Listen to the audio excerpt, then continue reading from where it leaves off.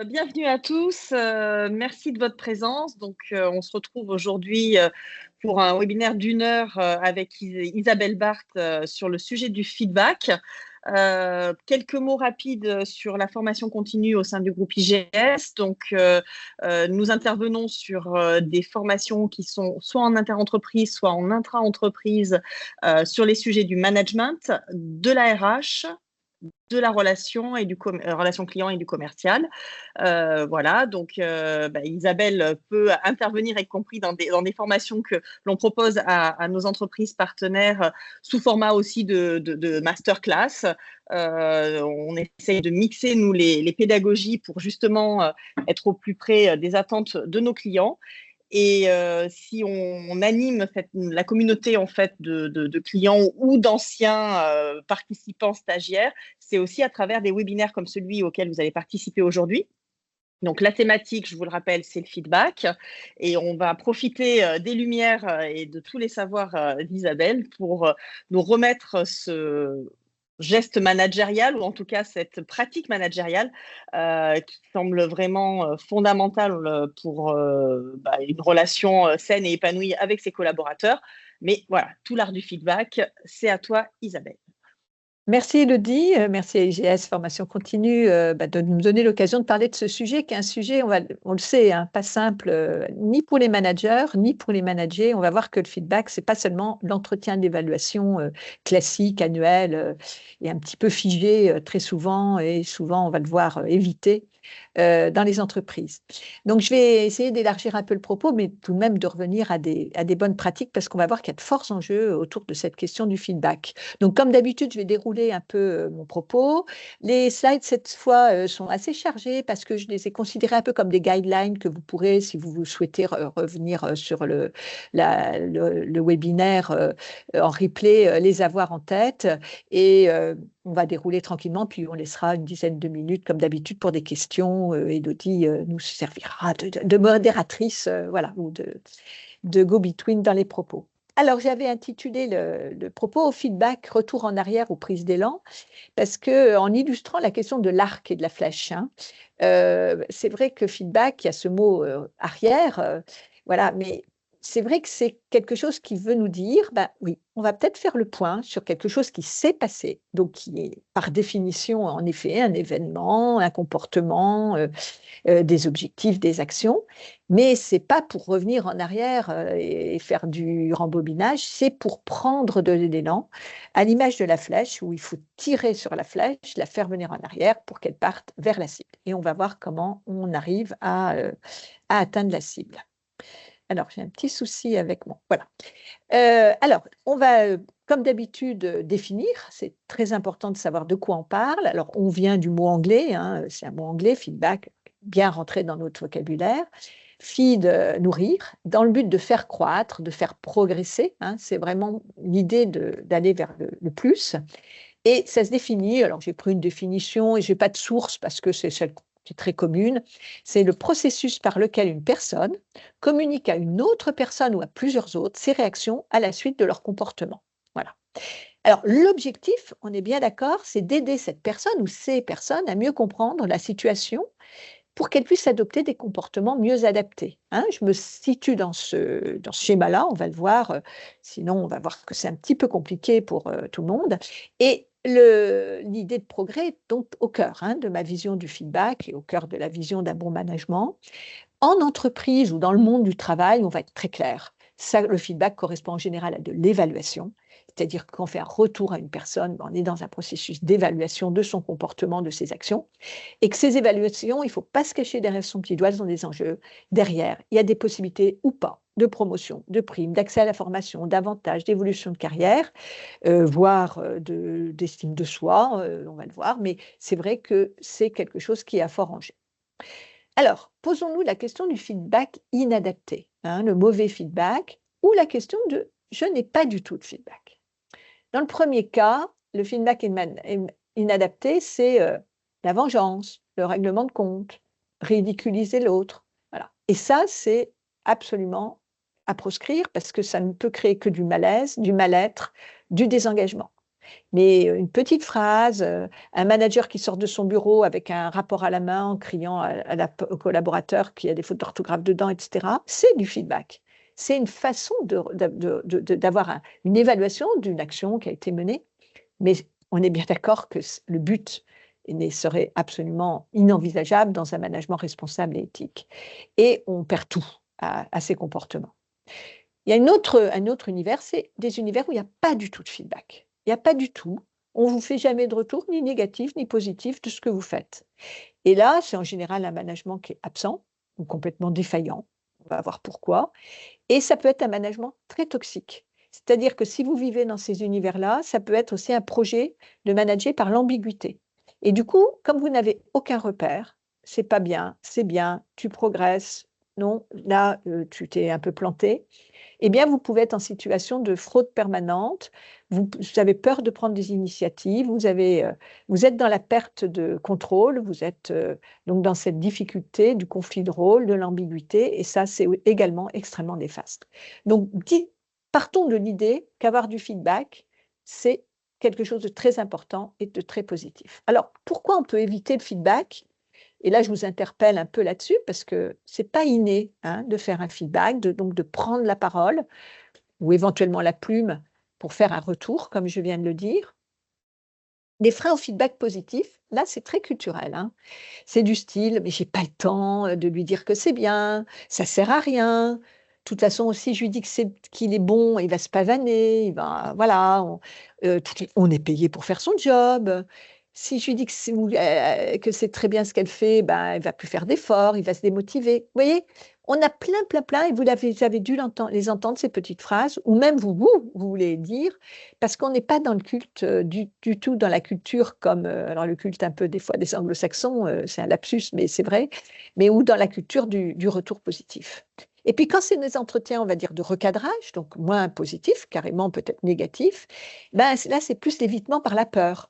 Je ne veux pas passer pour un méchant, je ne veux pas casser l'ambiance, puis on veut être gentil, il a fait des efforts, je vais peut-être me mettre en colère, je vais déraper. Voilà, donc tout ça, déjà, il faut bien le regarder les yeux dans les yeux et de se dire, est-ce que je ne suis pas en train de faire des évitements de feedback ou est-ce que mon manager ou voire mes collègues ne sont pas dans cet évitement?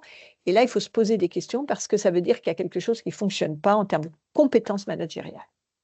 Alors, pourquoi il faut du feedback? Je l'ai dit, ça aide à progresser, mais il y a toutes sortes d'autres enjeux autour du feedback. Prendre une bonne décision, c'est-à-dire fais-moi un feedback sur la décision que j'ai prise et je voudrais savoir si elle est bonne. Apporter du soutien à quelqu'un.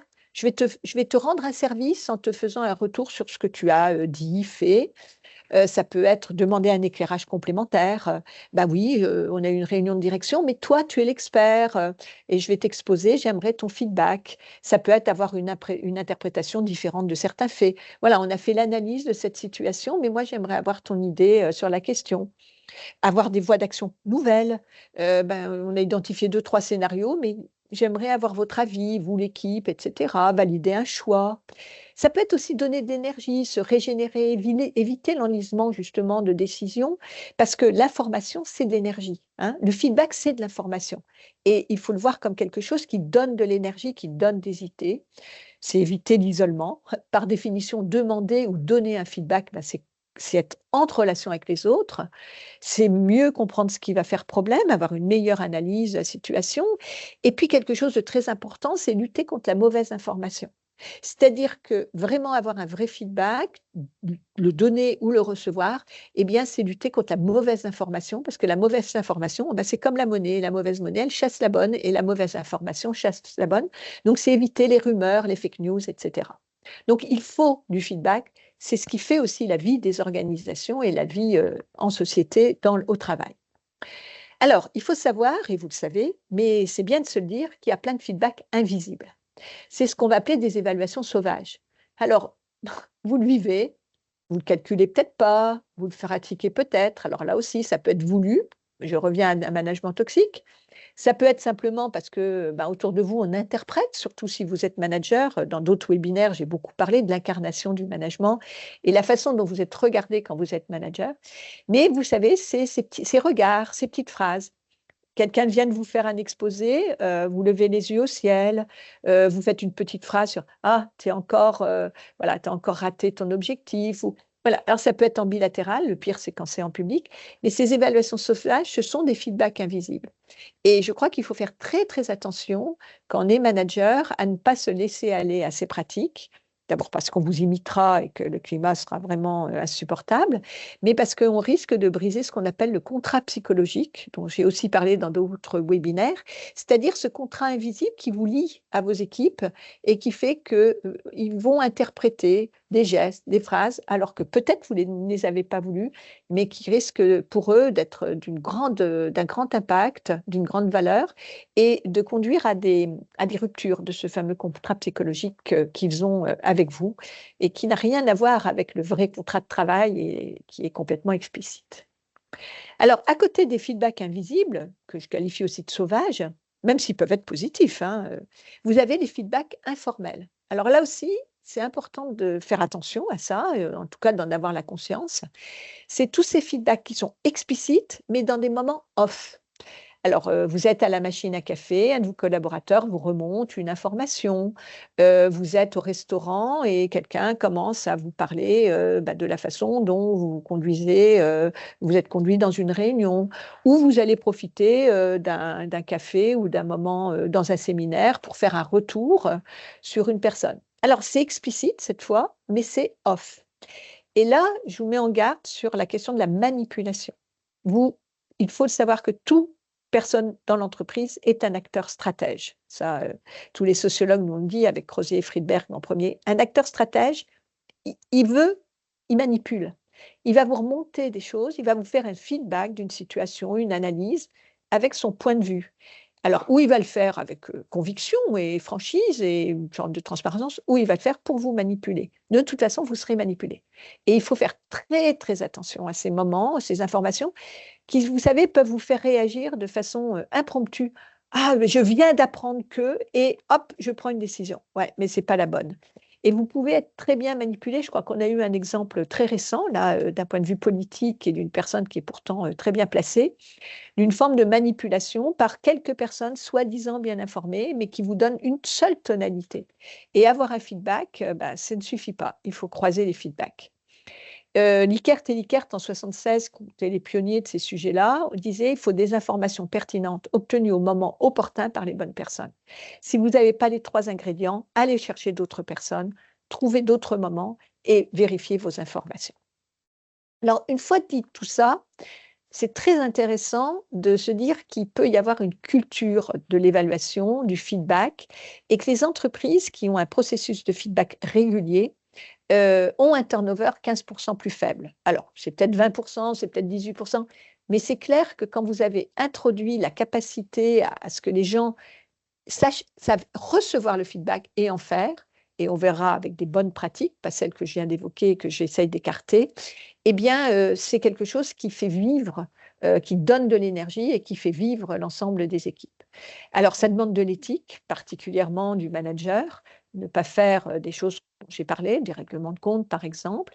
Ça demande de la responsabilité, jusqu'où je peux aller, qu'est-ce que je peux dire, voilà, et à quel moment je le dis, parce qu'il y a beaucoup d'enjeux.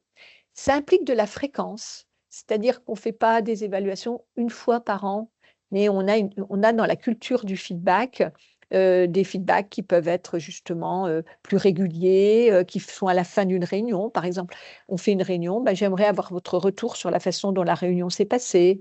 On a un rendez-vous avec un client, on est 2 ou 3, et on se fait un petit feedback ensemble de la façon dont le rendez-vous client s'est passé. Et on équilibre beaucoup entre les feedbacks positifs et les feedbacks négatifs. Il y a souvent, la balance penche souvent vers le négatif. Ça, c'est aussi dans notre culture, voilà, où on va plutôt être tendance à donner les mauvais points ou à réagir sur ce qui ne va pas. On le sait, hein, par exemple, dans des évaluations, quand vous avez à évaluer un service, un hôtel, un médecin, comme c'est de plus en plus le cas, hein, ça c'est la culture du feedback, elle s'étend aux consommateurs aussi, on le sait, mais on va avoir plutôt tendance à être dans le négatif, à remplir le document si on a des choses négatives à dire que si c'est positif. Ou alors, il faut que ce soit ultra positif. Et ce climat d'un feedback régulier, ça aussi, ça permet d'avoir des capacités à évoluer sans être dans une forme de laisser d'excès de bienveillance qui ne serait pas non plus la bonne solution. Alors, ce qu'il faut pour un bon feedback, c'est l'enjeu de la cohérence et de l'alignement. Il faut absolument éliminer dans un feedback, donc dans un retour sur une personne, son comportement, sur son action, il faut éliminer les contradictions. 3 formes de contradictions sont véritablement dommageables. Entre 2 parties dans un même message.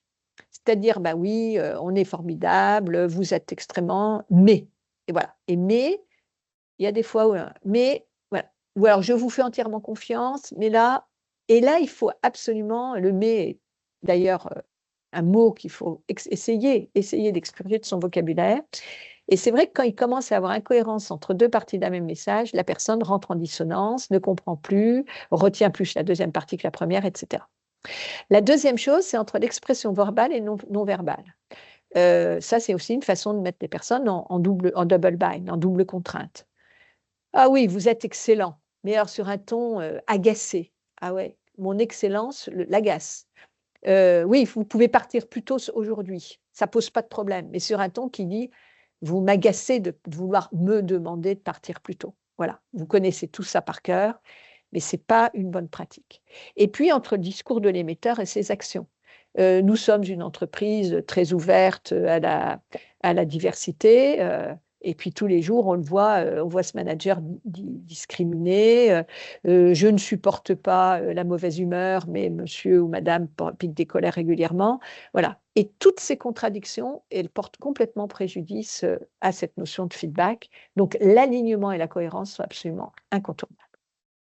Ensuite, il faut avoir les bons outils pour une évaluation et pour un feedback. Là, je rentre dans quelque chose de plus formel. Mais on pourrait l'imaginer, comme je l'ai dit, pour un retour client, pour un retour réunion, c'est-à-dire cette pratique dont je parlais. Et il faut donc des supports. Des supports parce que le support, bah, c'est un outil de médiation. On appelle ça un artefact. C'est une façon autour d'un support, déjà les élaborer, c'est des discussions. Et c'est une façon de travailler ensemble sur les mêmes repères. Ça, c'est très important. Mais pitié, pitié, des choses simples, claires, comprises par tout le monde et identiques pour tout le monde. Je vois trop dans les entreprises des usines à gaz. Ces outils de feedback et d'évaluation sont tellement compliqués, sont tellement complexes que tout le monde lâche le morceau.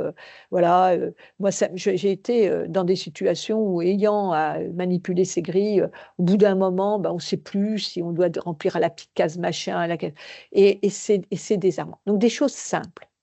Ensuite, on va y revenir, mais il faut des objectifs pour évaluer. C'est-à-dire qu'on évalue par rapport à autre chose. On évalue par rapport à une performance attendue, on évalue par rapport à une marge de progression, on évalue par rapport à des indicateurs. S'il n'y a pas eu ces objectifs, c'est difficile de faire une évaluation comme ça, dans le vide. Ben là, vous perturbez complètement la personne. Ah, tu n'as pas été à la hauteur. On ne peut pas te faire confiance. J'attendais mieux de toi. Ben oui, mais par rapport à quoi?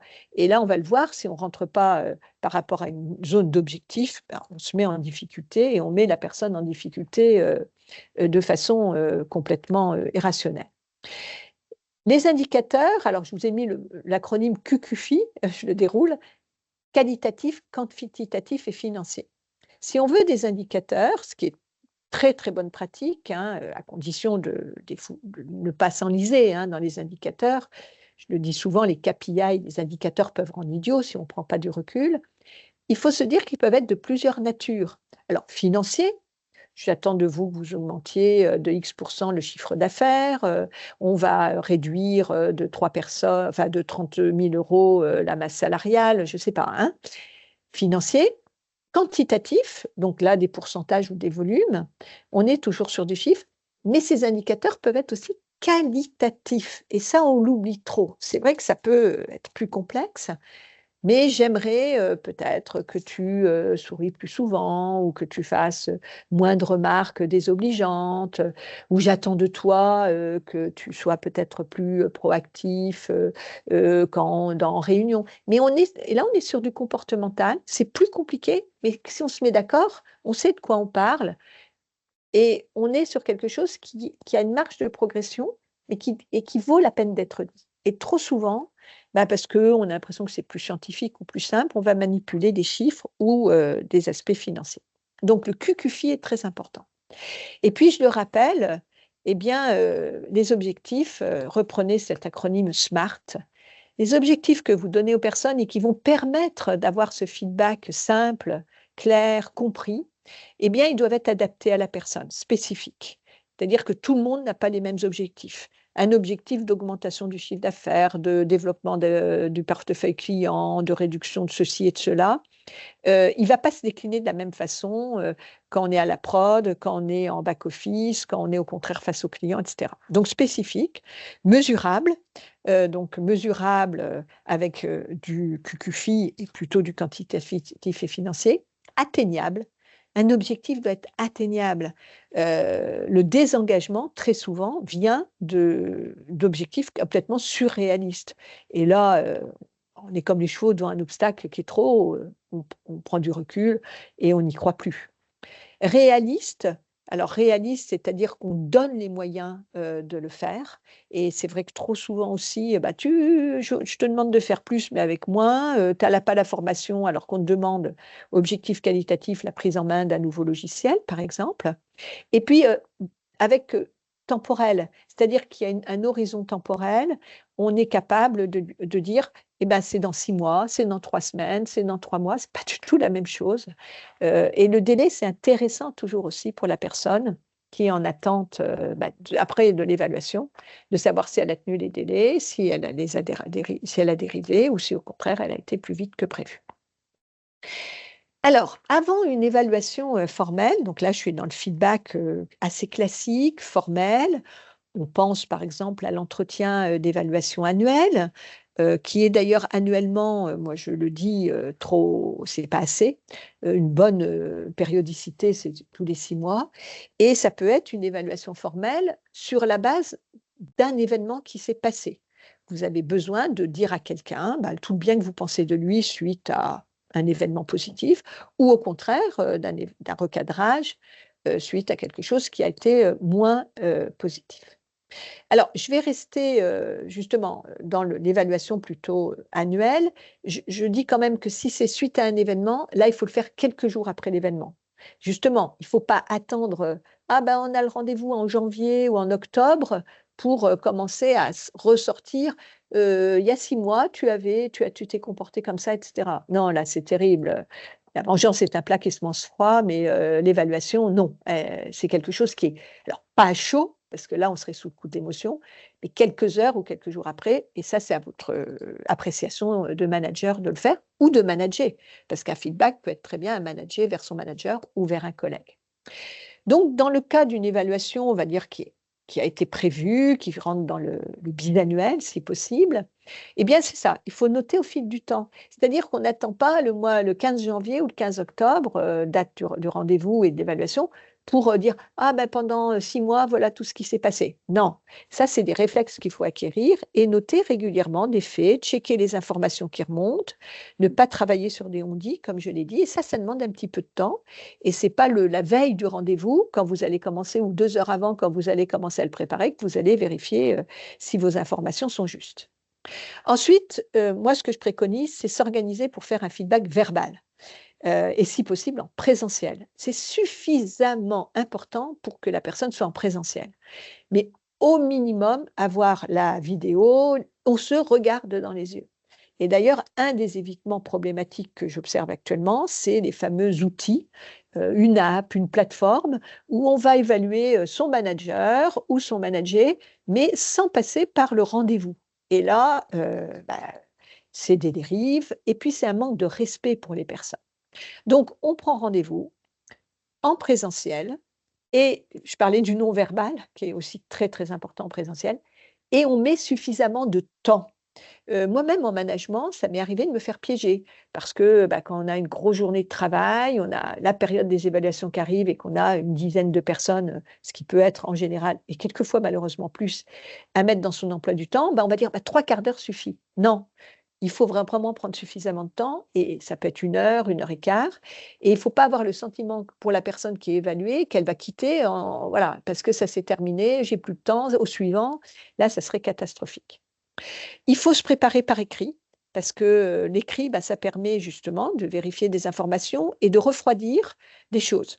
Et puis de construire un fil qui est intéressant. Et ça peut être, par exemple, pré-remplir de façon brouillon la grille d'évaluation qui existe dans l'entreprise.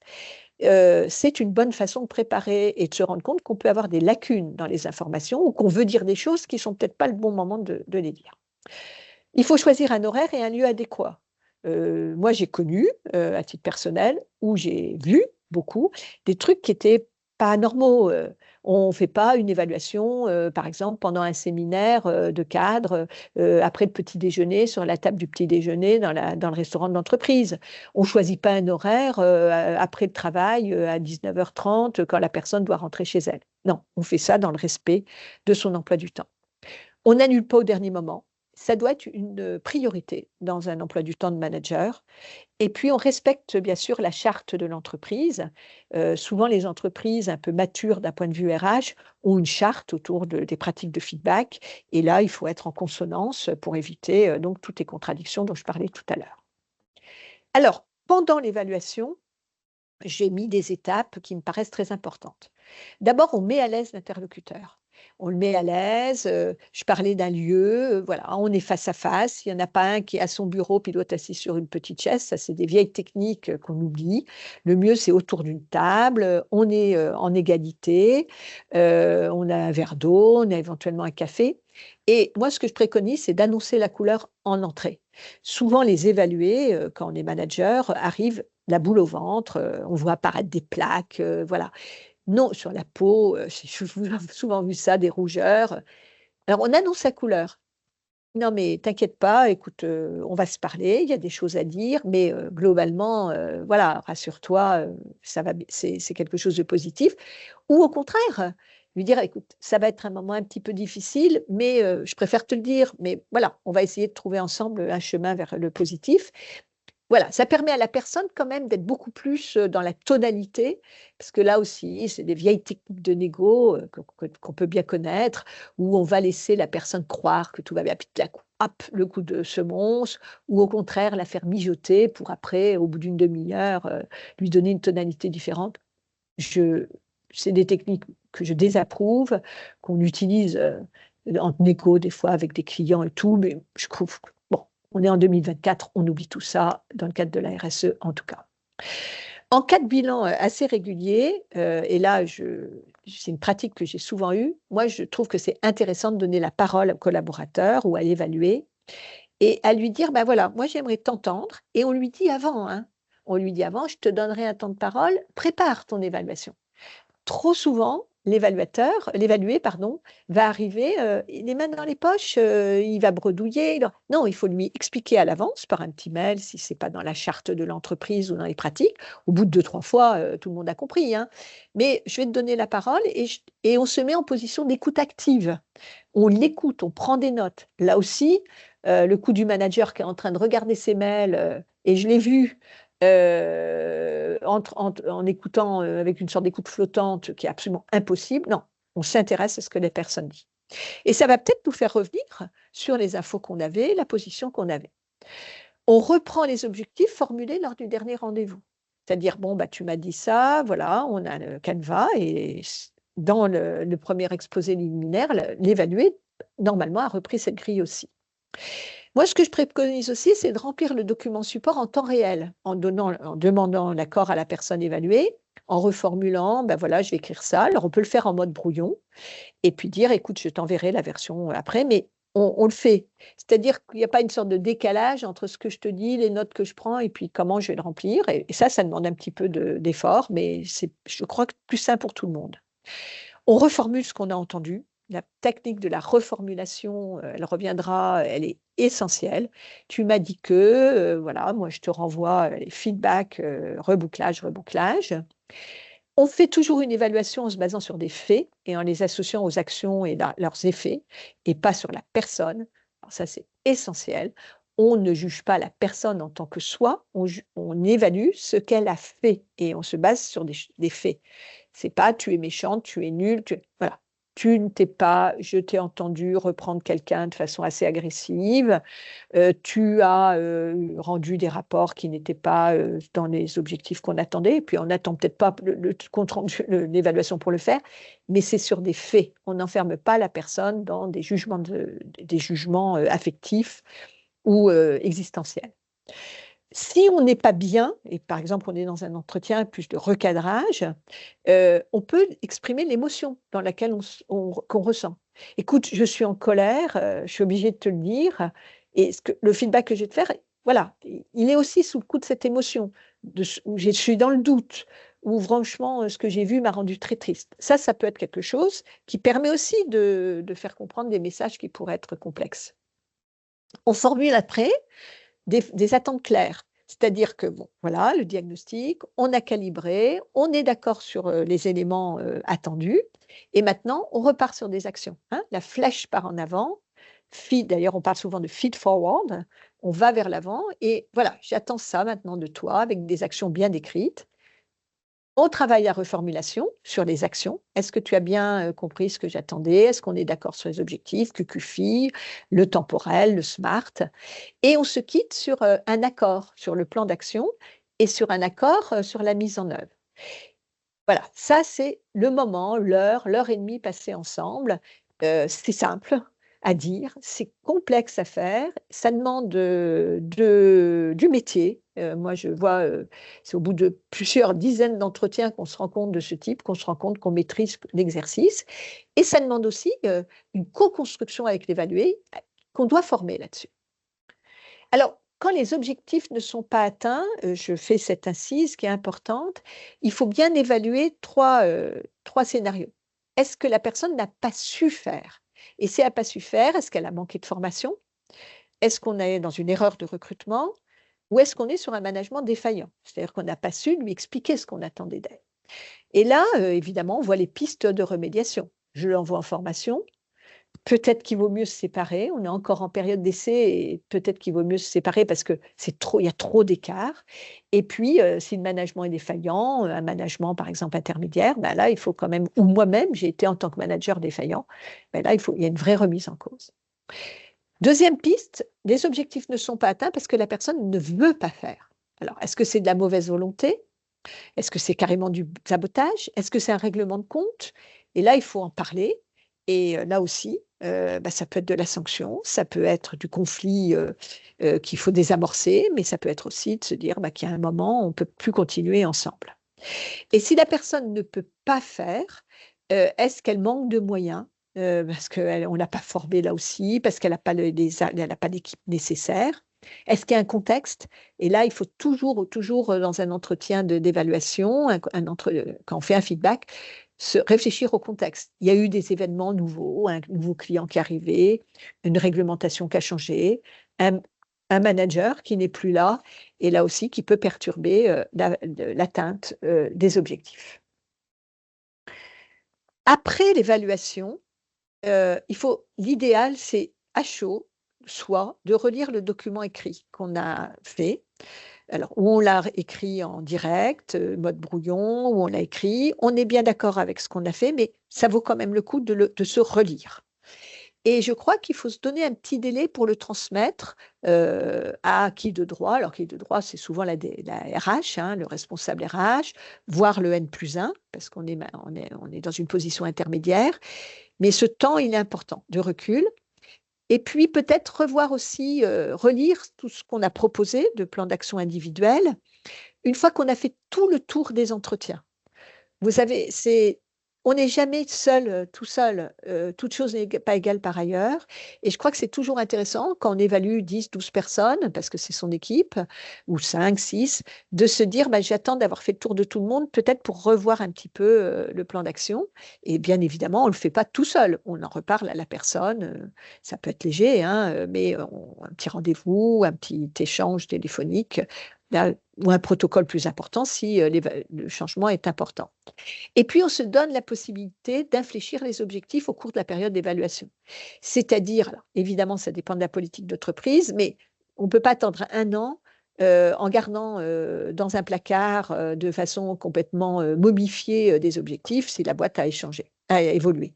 Donc, cette notion de contexte est importante et c'est ces réflexes qui sont importants aussi.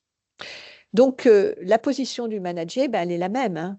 Écoute active de ce qu'on dit, capacité aussi à prendre la plume, capacité à relire aussi ce qu'on m'a transmis, voire revenir hein, sur des choses. Écoute, en direct, on avait échangé là-dessus, mais peut-être que j'aimerais revoir. C'est de la co-construction, un feedback. Ce n'est pas quelque chose qui est uniquement descendant. Bien sûr, ce n'est pas uniquement remontant. On est vraiment dans une interaction continue. Donc, j'en ai parlé. Un enjeu fort, c'est le feedback du feedback. Voilà. Et c'est vrai qu'il faut toujours reboucler ce qui a été dit. Il ne faut jamais laisser une personne sans lui laisser la capacité à reformuler ce qu'elle a compris et puis lui donner un droit de réponse.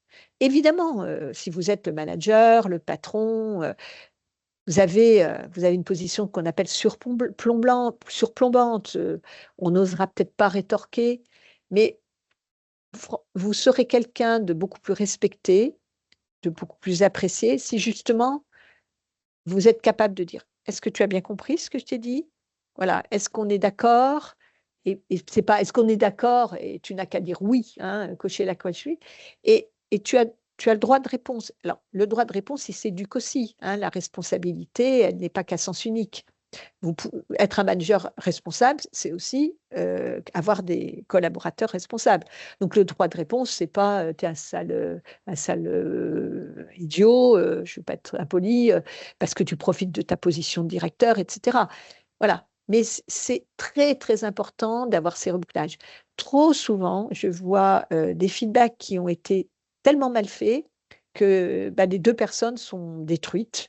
En tout cas, elles mettent très, très, très longtemps à se remettre d'un moment où elles ont été secouées. Moi, j'ai eu des personnes dans mon bureau qui pleuraient et des gens qui avaient des statuts importants hein, et de la bouteille, pas des petits jeunes démarrants, hein, qui pleuraient parce qu'ils avaient été maltraités dans un rendez-vous d'évaluation ou à chaud ou annuel. Et ça, c'est extrêmement important.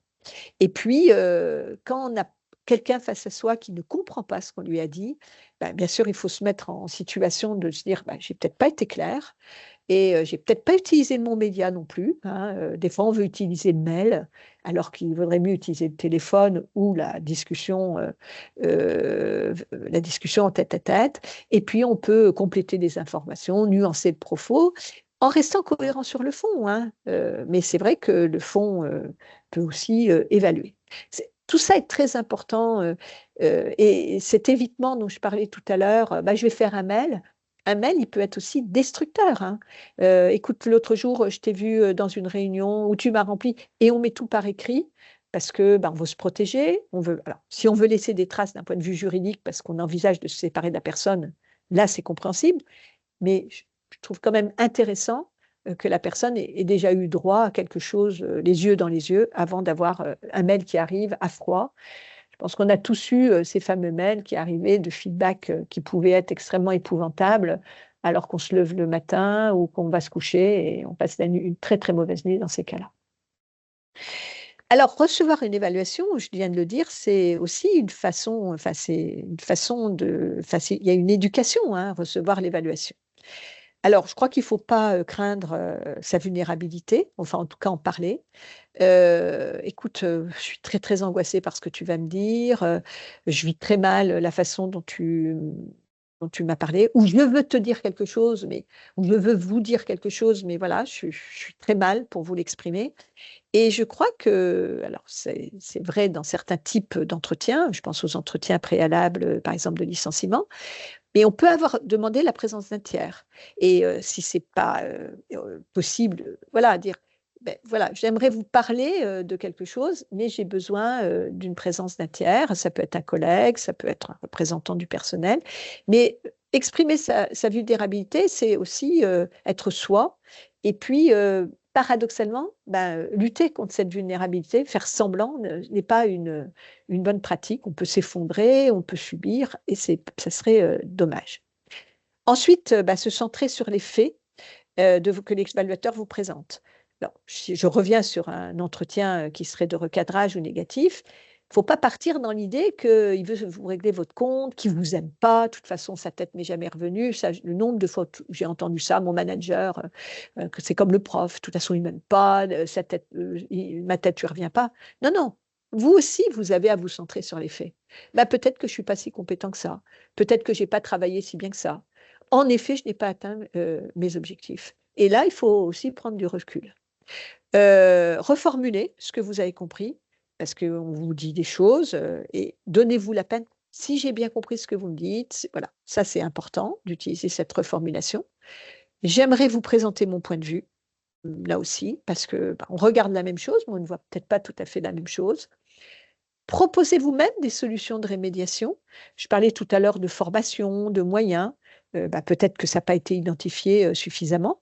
Écoutez, je suis presque content ou contente que vous me disiez que je n'ai pas atteint mes objectifs, mais voilà, je vais peut-être vous dire pourquoi. Problème de formation, problème de moyens, problème de personnes, etc. Et j'ai besoin de plus de ça pour réussir. Peut-être que ça n'a pas été vu, entendu. Et puis, contextualisez bien la situation. Ces entretiens d'évaluation, comme je l'ai dit, a priori, c'est pour progresser. Alors, c'est pas agréable, c'est peut-être un mauvais moment. Alors, ça peut être aussi des très bons moments, hein. J'ai lu d'un petit peu le feedback positif, mais l'objectif, c'est de progresser. On est toujours dans l'idée qu'on apprend de ses erreurs, qu'on apprend de ses échecs, qu'on apprend de ce qui n'est pas bien fait. Je répète, c'est une attitude à avoir et c'est une éducation. Alors, il y a aussi des évaluations ou des feedbacks de groupe. Et ça, c'est important quand on manage de savoir le faire. Alors, il y a le positif, et là, c'est ce que les anglo-saxons appellent la célébration, et ça, on l'oublie trop, trop souvent. J'ai encore l'autre jour assisté à toute une réunion où le manager, on disait des choses très intéressantes et tout, et au bout d'un petit moment, il a eu un petit toc de sa responsable RH et il a dit: «Ah oui, oui, je dois vous remercier aussi, c'est un vrai plaisir de travailler avec vous. Vous savez que je ne sais pas remercier». Mais non, il faut avoir une attitude pour mieux quelquefois recentrer ou recadrer positive. Les entretiens de recadrage ou de recentrage, ça renvoie à la remotivation, hein. Voilà, maintenant qu'on s'est dit que ça allait pas, je vous ai mis l'image d'un vestiaire et ça, c'est toujours intéressant de voir des discours d'évaluation et de remotivation au moment d'une mi-temps. «Bon les gars, on a été nuls, vous avez pris 3 buts à 0, allez, maintenant on se recentre et on remotive». Là aussi, c'est un savoir-faire, mais ça oblige à se remotiver. Et puis quand c'est vraiment négatif, il n'y a rien à reprendre, même si à la fin on va remotiver, hein, toujours. Ne jamais laisser une équipe qui perd sur quelque chose de vraiment trop négatif, ou alors vraiment, c'est raison très, très claire. Voilà, là, il faut pas séparer les responsabilités. Vous avez un groupe en face de vous, on est une équipe et on commence pas à dire, «C'est Martin, c'est Mohamed, c'est, Julia», non, non, là, la recherche de coupable, ça serait la catastrophe. On est une équipe qui gagne, on est une équipe qui perd et on ne donne pas la possibilité aux personnes de ensuite avoir la possibilité de revenir vers vous en tête-à-tête ou, en se partageant les torts ou en les rejetant sur l'un ou l'autre.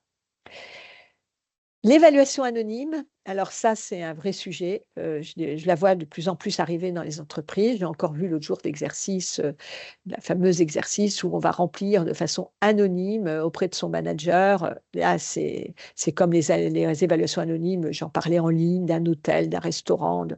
Voilà. Là, on vous donne la possibilité d'évaluer, c'est un trésor, c'est une richesse. Ne vous lâchez pas sous prétexte d'anonymat. On le voit trop avec les réseaux sociaux, les haters qui vous pourrissent. Non, l'éthique. Ensuite, là aussi, il faut prendre son temps. Et puis, il faut bien percevoir les enjeux. Visualiser les conséquences de dire du mal d'un restaurant, d'un hôtel, d'un manager, d'un collègue. Voilà. Visualisez bien ce que ça peut avoir comme conséquence. Et puis, dites-vous que si vous étiez à sa place, ça ne veut pas dire que tout est bien, mais ça veut dire qu'on ne se lâche pas dans l'anonymat. Je terminerai par l'idée que bien mener des évaluations, bien faire des feedbacks avec tous les ingrédients dont j'ai parlé, c'est aussi être capable de faire de l'auto-évaluation et de devenir ce qu'on appelle un praticien réflexif. Pratiquer cette soft skills qui est la réflexivité. Donc, j'avais consacré un webinaire à la réflexivité. La réflexivité, c'est se regarder faire et être capable de cette distanciation, de se nourrir de ses propres feedbacks. Alors, sans tourner en rond, sans se dire je suis merveilleux tout le temps et sans se dire non plus je suis une grosse nullité tout le temps, hein. Et les méthodes qui peuvent exister, c'est écrire un journal de bord, donc très régulièrement sur une journée, écrire un petit peu ce qu'on a fait, et puis de se dire après, est-ce que je le referai de la même façon ou pas. Se poser et penser contre soi. J'ai pris une décision, j'ai écrit un mail, j'ai été vers un client. Voilà. Est-ce que j'aurais pu faire autrement? Donc, imaginer des alternatives et en se disant, et si, quelque chose de plus insensé, pour s'ouvrir un petit peu à d'autres méthodes, d'autres façons de faire que celles qui ronronnent. Et puis, avoir un fou du roi. Alors, ça, c'est surtout les personnes en position de pouvoir. Avoir quelqu'un qui, régulièrement, ça peut être le rôle d'un coach, hein, mais ça peut être quelqu'un qui en a confiance et qui a suffisamment de recul pour pas être dans la cour, pas un courtisan. Oui, là, tu aurais peut-être pu te conduire autrement, là, tu aurais peut-être pu faire autrement. Et ça, trop de managers en situation de pouvoir oublient ces interpellations, sont entourés de personnes qui leur disent combien ils sont merveilleux ou merveilleuses, et ils oublient donc cette culture de l'auto-évaluation. Voilà, je t'ai terminé ce petit tour d'horizon et j'attends le feedback de votre part. J'espère avoir été compréhensible et audible et que vous avez quelques questions, remarques, interpellations à me faire. Je suis preneuse pour un prochain Merci. webinaire sur le sujet. Merci beaucoup Isabelle. Juste comme ça, l'histoire du fou du roi, moi ça me fait penser au rôle aussi du HRBP ou Business Partner RH qui peut en effet dans l'accompagnement des différents managers au sein de l'entreprise avoir aussi ce rôle de distanciation par rapport à des pratiques et peut-être aussi accompagner justement autour du feedback les équipes managériales. Tout à Parce fait, qu'il n'est oui, pas oui. dans la cour des courtisans comme tu disais si bien et du coup il a ce regard neutre normalement, puisque son rôle, c'est de mieux accompagner l'entreprise. Alors, moi, j'ai pensé à des choses quand tu as fait ta présentation, et après, j'irai sur... Il y a une question qui a été posée par l'Assemblée. Quand tu as parlé du « il ne sait pas faire » et le fait que le manager est défaillant, c'est aussi toute l'importance, des fois aussi, de mettre les étapes aussi dans l'atteinte des objectifs. C'est-à-dire que parfois, dans la construction de l'objectif avec le collaborateur pour qu'il l'atteigne, il est important de le séquencer. Et parce que c'est pas le problème ni du manager ni du collaborateur, mais des fois les objectifs sont tellement ambitieux que on va peut-être pas y arriver d'un coup, il va falloir peut-être plusieurs étapes, se reposer, et tu l'as dit, le feedback, il ne faut pas attendre la fin de l'année pour le faire. Il peut être davantage régulier et c'est le moment de peut-être se poser les bonnes questions de est-ce que mon objectif était atteignable, est-ce que j'ai pas des étapes intermédiaires, et ainsi construire ensemble cette culture du feedback et de l'atteinte commune de l'objectif. Tout à fait, sortir du globalement ou de l'objectif final, c'est un peu pour ça que je parlais des objectifs SMART, mais on pourrait vraiment détailler. Tout à fait, et c'est vrai que quand on est sur des objectifs trop globaux, on n'aide pas, hein, on n'est pas dans son rôle de manager, ça c'est clair. Ouais. Tout à fait d'accord. Ouais. J'ai bien aimé aussi l'histoire de la temporalité du feedback, c'est-à-dire que le feedback à chaud, parfois, il est rempli d'émotions et il peut faire peut-être plus de mal que de bien, on va dire. En tout cas, il y a une nécessité de faire redescendre, y compris chez le manager, ce qui a pu être vécu pour poser les choses, être davantage dans le factuel et dans l'accompagnement. La culture du feedback, tu as raison, ça se construit aussi. C'est l'entreprise qui aussi doit créer cet espace de dialogue. Oui, alors moi je pense à des films policiers, vous savez, où on a le commissaire irascible qui voit quelque chose. Allez, dans mon bureau, savon, c'est du feedback, hein. Après, c'est des cultures aussi, des contextes, voilà. Mais bon, on essaye d'être quand même sur des bonnes pratiques et qui sont. Alors, il y a des choses à dire, hein, ça n'empêche pas. Moi, je mets beaucoup le respect en avant entre la bienveillance et l'exigence, quoi. On est exigeant parce qu'on respecte la personne, parce qu'on attend d'elle des choses, parce que et ça, c'est très important. Et on peut dire les choses. L'autre jour, j'avais une réunion de travail, on disait on peut être bienveillant et cruel.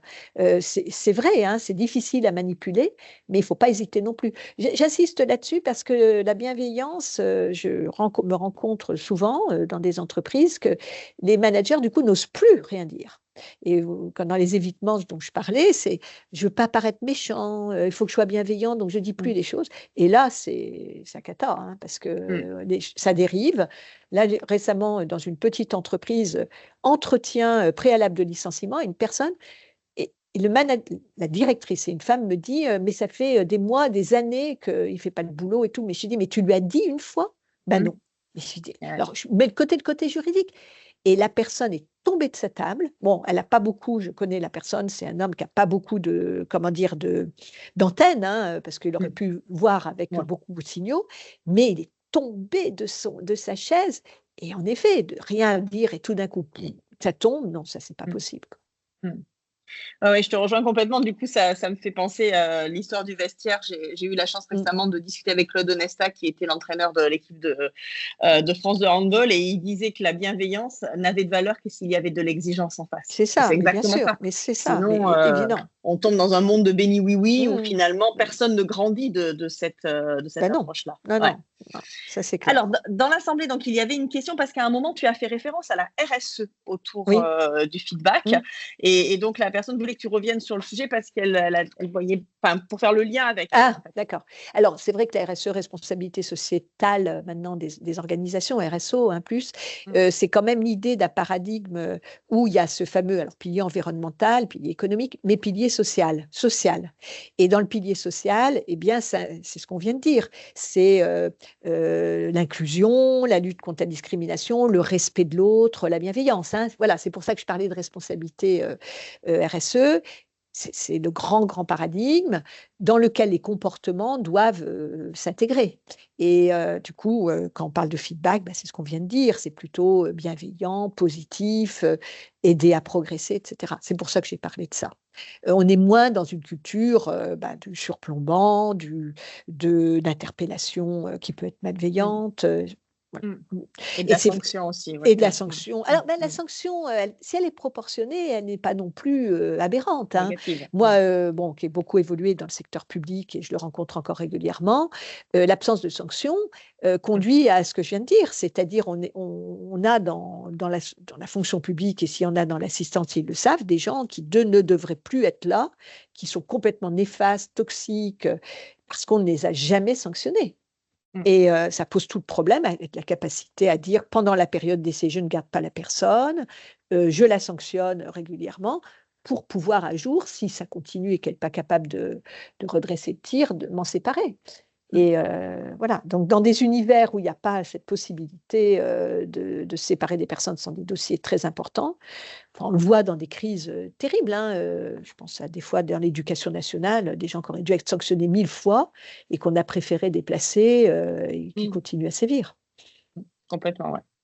J'ai une question aussi de René qui est la suivante. Sur quel levier peut-on agir pour un manager qui ne veut pas ou peut pas accepter son comportement négatif ou tout du moins peu convenable? Oui, alors ça, c'est un sujet, je pense que, alors, on peut être le lanceur d'alerte et courageusement aller au front et dire les choses. On peut le faire à plusieurs. Hein. Moi, je préconiserais quand même un tiers. C'est-à-dire, alors le tiers, ça peut être, comme tu le disais, Élodie, le RH, le RRH, le DRH, à qui on remonte l'info. Et une fois de plus, dire des choses qui ne vont pas, c'est pas poucaver, comme disent les enfants, c'est pas dénoncer, être un délateur, c'est être un lanceur d'alerte. Et ça demande du courage. Ça peut être un représentant syndical, un représentant. Mais je pense qu'en effet, peut-être une fois frontalement, c'est peut-être prendre des risques et de ne pas être entendu, en effet. Donc le tiers me paraît essentiel. Ça peut être un médecin du travail. Bon, j'ai vécu là récemment dans une entreprise où plusieurs employés étaient vraiment en situation de malaise, l'ont fait valoir au médecin du travail, qui a fait un rapport et qui a remonté au N+3 un comportement d'un manager qui était franchement inadéquat et personne ne lui disait. Mmh. Après, ça peut être des gens qui, en effet, je l'ai vu aussi, n'arrivent pas à analyser leur propre comportement. C'est des gens colériques, c'est des gens qui sont atteints, on dit d'hubris, donc le pouvoir les a un peu, ils ont plus de repères. Et quelquefois, ils sont capables tout d'un coup, il y a un choc, il y a un électrochoc, en effet, parce qu'on va leur dire quelque chose. Mais bon, le tiers est quand même la bonne solution. Ouais. Tout à fait. Donc, René remercie en disant touche du doigt le courage managérial du N+1. Ouais. Ouais, mais Ouais. le courage est une Mm. des vertus Mm. les plus attendues en management. Mm. Par contre, moi, je ne préconise pas non plus d'être suicidaire, hein. Il faut être très clair aussi, hein, dans les marges de manœuvre qu'on peut avoir. Ouais. Ça peut être aussi aller voir le N+2 ou N+3 si c'est un manager intermédiaire et lui remonter. Alors là aussi, que sur des faits, hein. Mm. Voilà. Mais je Ouais. suis des fois étonnée de voir comment des personnes peuvent être déviantes dans des comportements et ne pas se rendre compte de ce qu'elles font parce qu'on ne leur a jamais, on les a jamais recadrées. Et le jour où elles sont recadrées, elles prennent conscience. Mm. Ouais. Alors, le collectif peut jouer aussi, Oui, c'est-à-dire que s'il y a une vraie culture dans l'entreprise et ouais, voilà, bien sûr. lui-même, il se Mm. retrouve exclu par rapport aux autres, ça peut être aussi un collègue qui peut aussi Bien sûr, observer et bien dire des sûr, choses. Mais bien après, sûr. voilà, il faut que la culture soit bienveillante au sein de l'entreprise et qu'on ne se fasse pas une chasse aux sorcières. Voilà. Donc, c'est pour ça aussi que, comme tu dis, il faut être dans le factuel, sortir de l'émotion Mm, et, mm, s'allier avec des tiers qui font ça aussi dans un esprit bienveillant pour faire progresser la personne. Cette notion de réflexivité sur laquelle tu te finissais mm, aussi, mm, c'est cette mm. capacité qu'on a, nous, en tant que manager, à aussi À se regarder faire. s'auto-observer Oui, et, oui, voilà, et se tout à regarder fait. faire. Ouais. Ah ouais. Mais quand on a une Euh, culture du mm, feedback, en général, on n'arrive pas à des dérives trop fortes parce mm, que justement, on a prévenu, on est dans mm. C'est un peu la médecine curative et la médecine Corrective. anticipative. Ouais. Ouais, ouais, Voilà, tout à un fait. management chinois, on va dire. Mais bon, Mm, le management chinois a ouais. d'autres Mm. inconvénients. Séverine souhaiterait que tu illustres ce que tu nommes comportement déviant. Bah, un comportement déviant, c'est quelque chose qui fait que la personne rentre dans une zone de mal-être, de malaise. Par exemple, ce que je disais, c'est l'incohérence entre les messages qu'on donne et puis le comportement qu'on va avoir. C'est par exemple l'effet yo-yo. Un coup, c'est la douche chaude et après la douche écossaise. Mm, C'est c'est en effet, par exemple, être un manager qui va aller monter les gens les uns contre les autres. Ça, on le voit aussi, hein. mm, C'est le comportement du chouchou, mais il y en a tellement, des comportements déviants. Et ça veut dire que ça introduit chez une personne en soi ou dans l'équipe un climat de malaise et de mal-être. Ça, c'est clair. Il n'y a pas très longtemps, dans une équipe de commerciaux, il y avait un manager comme ça qui montait un peu les uns contre les autres. Alors, voilà, ils étaient tous à s'observer, le soupçon, l'interprétation de tout. Terrible, terrible. Un mm, climat, mm, voilà, mais qui était induit par le manager. Et là, c'est vraiment déviant, hein. mm.